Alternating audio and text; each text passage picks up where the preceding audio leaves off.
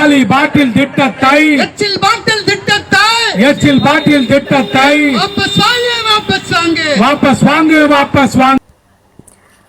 தமிழ்நாடு டாஸ்மாக் ஊழியர்கள் சங்கம் சென்னை காஞ்சிபுரம் மண்டலம் சார்பில் பணி நிரந்தரம் மற்றும் காலமுறை ஊதியம் வழங்கிட வலியுறுத்தி கண்டன ஆர்ப்பாட்டம்.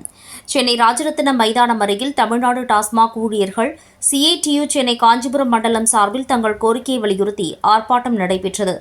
அதனைத் தொடர்ந்து செய்தியாளர்களை சந்தித்த CITU மாநில துணைத் தலைவர் SK மகேந்திரன் MLA அவர்கள் கூறுகையில், கடந்த 23 ஆண்டுகளாக டாஸ்மாகில் பணிபுரிந்து வரும் ஊழியரான இவர்களை அரசு பணி நிரந்தரம் செய்திட வேண்டும், அதேபோன்று காலம் ஒரு ஊதியம் வழங்கிட வேண்டும் உள்ளிட்ட கோரிக்கைகளை வலியுறுத்தி இந்த ஆர்ப்பாட்டம் நடைபெற்றது என்றும், எங்களுடைய கோரிக்கைகளை கடந்த ஆட்சியாளர்களும் நிறைவேற்றவில்லை, இப்போது பதவியேற்றியுள்ள அரசும் வந்தவுடன் எங்களது கோரிக்கையை நிறைவேற்றுவதற்கு இதுவரை முயற்சியும் எடுக்கவில்லை.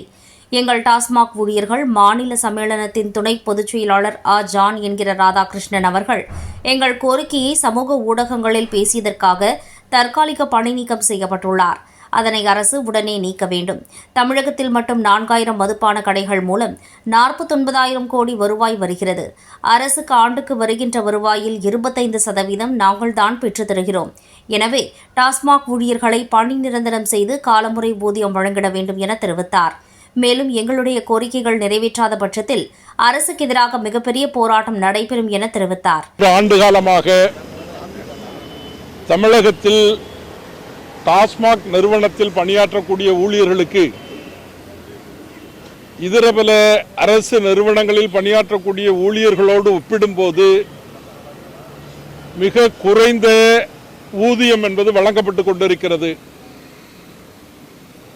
உதவியாளர்கள், விற்பனையாளர்கள், மேற்பார்வையாளர்கள் என்று பணியாற்றக்கூடிய ஊழியர்களுக்கு 12,000 16,000 ரூபாய் ஊதியம் என்பது வழங்கப்படக்கூடிய சூழலில் டாஸ்மாக் நிறுவனத்தில் 23 ஆண்டு காலம் பணியாற்றக்கூடிய ஊழியர்கள் நிரந்தரப்படுத்தப்பட வேண்டும், காலமுறை ஊதியம் என்பது வழங்கப்பட வேண்டும் என்று தொடர்ந்து டாஸ்மாக் ஊழியர் சம்மேளனம் CITU போராடி கொண்டிருக்கிறது.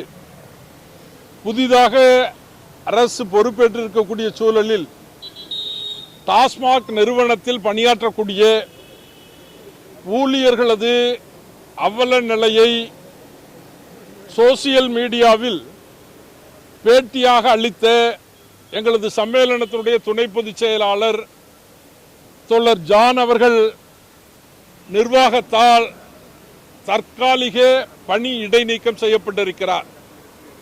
அதற்கு அவர்கள் சொல்லக்கூடிய காரணம் என்பது டாஸ்மாக் நிறுவனத்தினுடைய புகழுக்கு களங்கம் ஏற்படுத்திய காரணத்தினால் தற்காலிக பணி இடைநீக்கம் செய்யப்படுவதாக கூறப்படுகிறது. டாஸ்மாக் நிறுவனத்தில் அப்படி என்ன புகழ் இருக்கிறது என்று தெரியவில்லை.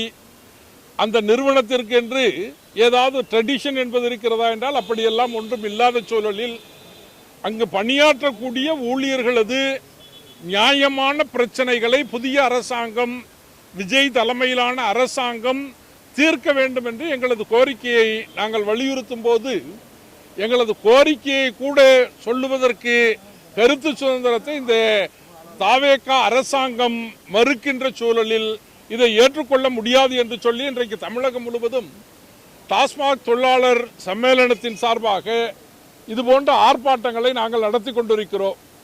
தமிழகத்தில் இருக்கக்கூடிய 4000க்கும் அதிகமான மதுபான கடைகள், இந்த மதுபான கடைகளில் விற்பனையாகக்கூடிய வெளிநாட்டு மதுபானங்கள், இவைகள் மூலமாக மாநில அரசாங்கத்திற்கு கடந்த ஆண்டு 49,000 கோடி ரூபாய் வருவாய் என்பது கிடைத்திருக்கிறது.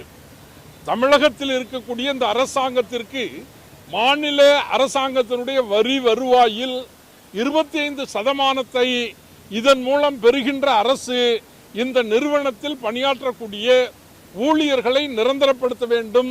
இதர நிறுவனங்களில் பணியாற்றக்கூடிய ஊழியர்களுக்கு கிடைக்கக்கூடிய அனைத்து பண பயன்கள், சலுகைகள் இவர்களுக்கு வழங்கப்பட வேண்டும். 8 மணி நேர வேலை என்பது உத்தரவாதப்படுத்த வேண்டும். தோழர் ஜான் மீது எடுக்கப்பட்டிருக்கக்கூடிய நடவடிக்கையை உடனடியாக ரத்து செய்ய வேண்டும் என்று நாங்கள் வலியுறுத்துகிறோம்.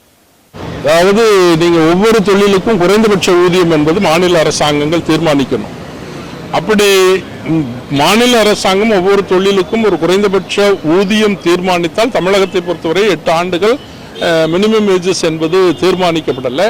அப்படி தீர்மானித்தாலே இந்த துறையில் ஒரு நாளைக்கு 1000 ரூபாய்க்கு மேலே ஊதியம் கொடுக்க வேண்டிய கட்டாயம் வரும். ஆனால் அதிகபட்சமாக 16,000 ரூபாய் சம்பளம் என்பது தான் வழங்கப்படுது 23 வருஷ சர்வீஸுக்கு அப்புறம்.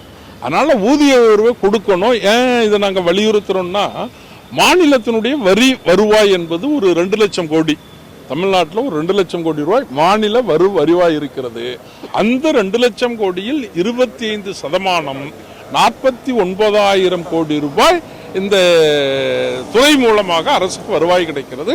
ஆகவே இவர்களை நிரந்தரப்படுத்தணும். ஊதிய உயர்வு என்பது மட்டுமல்ல, 23 ஆண்டு காலம் பணியாற்றக்கூடிய டாஸ்மாக் ஊழியர்கள் நிரந்தரப்படுத்த வேண்டும்.